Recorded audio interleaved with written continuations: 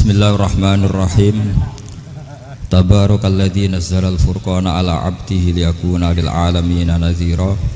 Allahumma shalli wa sallim ala sayyidina Maulana Muhammad wa ala alihi wa sahbihi asma'in. Nama ba'du. Semua pengurus PBNU yang saya hormati, semua habaib, semua ulama yang saya hormati, wabil khusus Kiai Haji Abdul Manan, Ketua Lembaga Dakwah PBNU, yang meskipun mondoknya hanya 3 bulan ini sebetulnya problem, sehingga saya kesini ini sebetulnya tidak pernah merasa ibadah. Ini bukan dakwah, ini show dakwah. Jadi yang namanya dakwah itu ya orang-orang di kampung nggak bisa ngaji diajarin ngaji, seperti saya di Jogja, di Rembang. Kalau ini show dakwah, dan ini agak kesalahan karena mondoknya hanya 3 bulan. Jadi tidak bisa bedakan mana dakwah, mana show dakwah. Ini jelas show itu. Mungkin yang benar-benar dakwah yang sekarang sedang bikin masjid di pedalaman Kalimantan, pedalaman Sulawesi, atau saudara-saudara kita yang di Korea, saya kemarin di Korea, itu dakwah betul. Kalau ini agak-agak tontonan. Ya tapi masih bagus lah, melihat wajahnya Habib, ulama itu ibadah. Tapi begini ya, yang jelas saya berharap sekali, saya diundang sekali ini saja, jangan diulang. Karena mencintai ulama itu baik, tapi ngatur ulama itu dosa. Ini jadi ini harus dicatat. Jadi Imam Malik itu kalau diundang tuh marah, meskipun yang undang itu seorang raja zaman itu, Harun ar-Rasyid. Beliau minta supaya Imam Malik baca Muwatta di istana untuk anak-anaknya, padahal seorang presiden mau ngajari anak-anaknya. Imam Malik marah, masyhur itu Daud, al ilmu yu'ta la ya'ti, ilmu disowani, ora kok ilmu yang sowan. Di mana-mana timba itu ke sumur apa sumur yang ketimba? Timba ke sumur. Ini agak kecelakaan. Pakai air pump. air pump katanya. Jadi udah banyak air. Sehingga saya kata orang banyak itu di SK-kan PBNU, tapi itu tidak pernah saya pikir. Karena saya melakukan kebaikan itu sebelum dapat SK. Saya ngajar sebelum dapat SK, saya dakwah di mana-mana sebelum dapat apa? SK saya langsung minallahi ta'ala, dari Allah Ta'ala. Jadi kalau PBNU niatnya ikrar bahwa orang yang sudah manfaat diangkat, itu saya terima. Tapi kalau merasa ngangkat saya, tak lawan di pengadilan. Karena saya sudah jadi kiai sebelum diangkat PBNU. Ya ini saksikan ya para muhibin saya. Jadi kalau SK itu ikrar, ngakui kalau Gus Bak manfaat, saya terima. Kan hanya ikrar saja, Pak. Tapi kalau merasa ngangkat dari bawah ke atas, itu tak lawan sampai apa? Pengadilan, sampai di akhirat. Tersangkanya ya yang sedang jabat sekarang itu. Tapi saya yakin enggak, Kiai Miftahul Ahyar itu orang alim, karena alumni Sidogiri dan menantunya Syekh Duki. Di antara gurunya itu pernah mbah mertua saya, karena istri saya orang Sidogiri. Beliau juga besanan sama keluarga Lasem, saya ini Durriyah Lasem. Pak Said Akil juga orang alim, mbah-mbahnya juga orang alim. Baru kemarin nyocokkan nasab sama saya. Buyut-buyutnya beliau itu adik buyut saya, pernah cocokkan sama saya. Gus, saya sama saya tua mana? Tua saya, buyut kamu adik buyut saya, kata saya gitu. Tapi saya tetap hormat sama beliau karena ya pernah sepuh umurnya setidaknya. Jadi saya ulang lagi, ngaji seperti ini itu sebetulnya lebih ke show, pertunjukan, supaya pertunjukan ini tidak dosa. Saya isi ngaji betulan.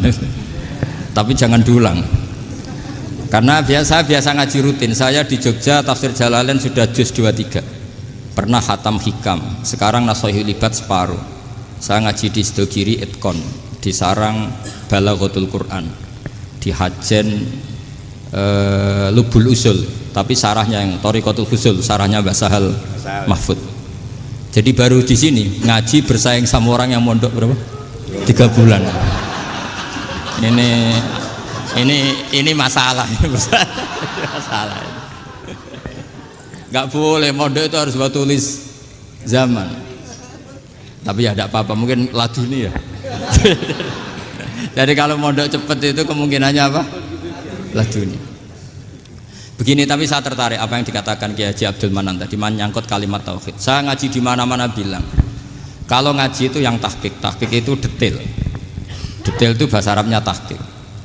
Jadi kita misalnya berpikir secara jernih, orang yang kafir 70 tahun itu pasti menjadi muslim karena melafadzkan la ilaha illallah. Dan itu bi ijma'il ulama. Semua ulama mengatakan demikian. Saya ulang lagi, itu bi ijma'il ulama. Karena mansus di Quran ada ayat kulil ladina kafaru iyantahu yughfar lahum ma qad salaf. Kalau orang yang kafir 70 tahun bisa dihilangkan kekafirannya hanya dengan kalimat la ilaha illallah Muhammadur Rasulullah. Berarti kalimat ini statusnya apa? Penghilang kekafiran, apa? Penghilang kekafiran. Lalu ada kelompok yang mengatakan gara-gara kalimat la ilaha illallah dan pegang patok nisan itu orang menjadi kafir. Ini kan jadi paradok. Lafat yang kita statuskan sebagai penghilang kekafiran dengan lafat yang sama orang menjadi kafir. Itu nggak ketemu nalar. Mbok nalar paling apapun tetap nggak ketemu. Kecuali tadi ya dalilnya pokoknya ngotot tadi. Itu memang kacau itu. Tapi alhamdulillah mereka insya Allah ya sadar. Kamu jangan bayangkan mereka tidak sadar terus. Berarti kamu doanya jelek. Bisa saja mereka sudah ingin sadar, berhubung digojlok ini terus gak jadi sadar. Jadi jangan-jangan salah kita karena sering gojlok sehingga yang mau sadar jadi tidak apa? Nggak sadar. Saya tadi jam 10 sampai setengah 2 masih ngajar di pondok saya ngajar tafsir masih di Rembang sana saya. Terus saya ke Semarang Delalah Muyassar. Ya mungkin agak-agak keramat jadi tetap jam 3:4 saya bisa ketemu Habib Umar Hafid. Saya beberapa menit ya diskusi tentang manhaj beliau, dan kebetulan saya sering belajar kitab beliau sama alumni-alumni Darul Mustafa. Meskipun saya tidak pernah ke sana, tapi saya tahu betul mazhab beliau karena al arwah junudun apa? Mujannada. Begini, saya sering dingendikani Mbah Mun, politik tidak jelas itu bagian dari kejelasan. Ini yang perlu dicatat. Jadi politik tidak jelas itu bagian dari apa? Kejelasan. Misalnya begini, siapa yang mengira Khalid bin Walid yang sangat musuhi Rasulullah, dia panglima orang kafir ketika ngalahkan Rasulullah di perang Uhud, akhirnya Khalid bin Walid masuk apa? Islam. Begitu juga Wahsy, qatilu ahabbin nasi ila Rasulillah, pembunuh Sayyid Hamzah, akhirnya juga masuk Islam. Begitu juga Abu Sufyan, dia pemimpin besar kafir Mekah ketika perang Badar, ketika perang Khandaq, akhirnya juga Islam dan menjadi mertua Rasulullah Shallallahu Alaihi Wasallam. Dari fakta ini kemudian banyak ulama alim yang ngambil sikap itu ya cara Jawa itu anggang-anggang. Anggang-anggang itu gak tegas, tapi gak tegas dari rumusan ilmu yang detail. Saya ulang lagi, gak tegas tapi dari rumusan ilmu yang apa? Detail. Bisa saja orang yang sekarang kafir suatu saat mukmin atau muslim. Bisa saja yang sekarang sedang fasik suatu saat soleh. Bisa saja yang mondok 3 bulan rois PBNU. Sementara yang mondok lama kadang Kiai RT. Tapi itu hanya hukum duniawi. Saya yakin yang Kiai RT ini PBNU di akhirat. Karena mondoknya lebih apa? Lama. Itu tak jamin. Saya juga berencana mimpin itu di akhirat saja, bukan di dunia.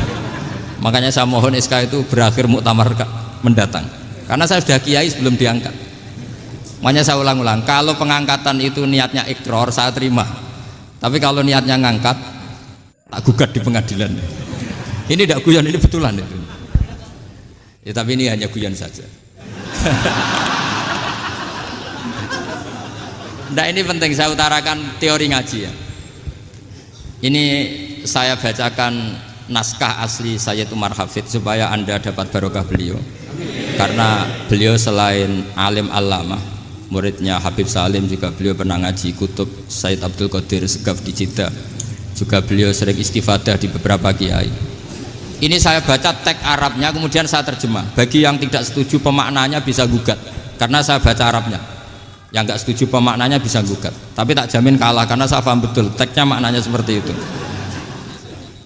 Logikanya tadi ya, ketika Rasulullah ngambil sikap tegas kepada qatilu Hamzah yaitu Wahsy, Dan ketika Rasulullah ngambil sikap tegas pada orang-orang yang mengalahkan beliau di perang Uhud, kaifa yuflihu qaumun fa'alu bi anbiya'ihim hakadha, bagaimana mereka jadi orang benar atau orang yang dapat kebahagiaan kalau mereka perlakuannya seperti Nabi seperti ini, yaitu Nabi sujja wajhuh masyhur wa kusirat ruba, yaitu Nabi itu wajahnya terluka, gigi serinya tanggal.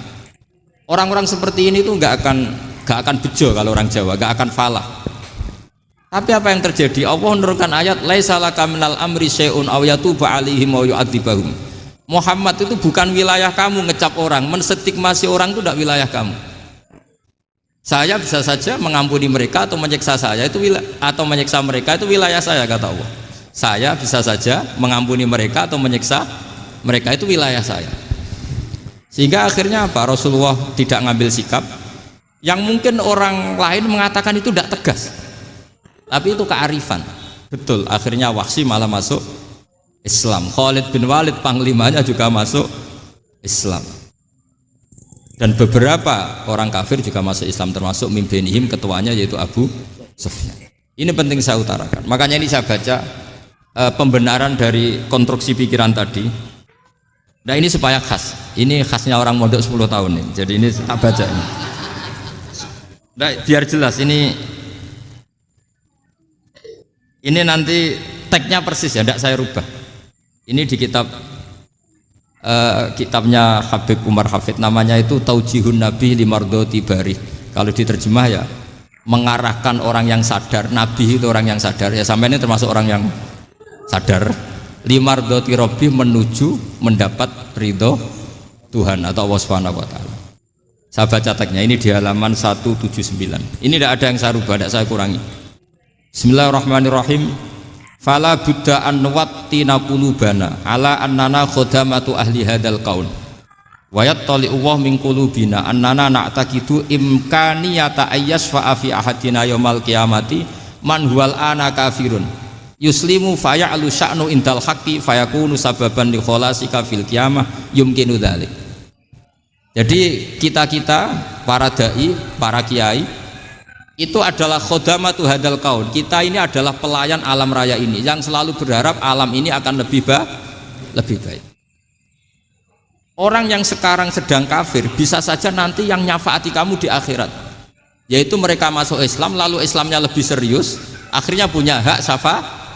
Sementara kamu Islam mulai kecil tapi biasa-biasa saja seperti ini, mulai dulu ngaji terus sama Ki Abdul Manan, nggak pernah yang ngisi ngaji, itu artinya nggak ada perkembangan. Makanya saya nggak ingin ngaji lagi karena saya ingin perkembangan Anda nanti tukang mengisi, bukan yang diisi. Kalau saya nanti ngaji lagi di sini artinya Anda kalau tetap mendengarkan itu tidak ada perkembangan. Pantas saja saya mulang Gus Bahak sampean sing ngaji. Sekali-kali ada perkembangan, saya ngaji sampean yang mulang, itu bagus itu. Meskipun itu perkembangan yang menyesatkan.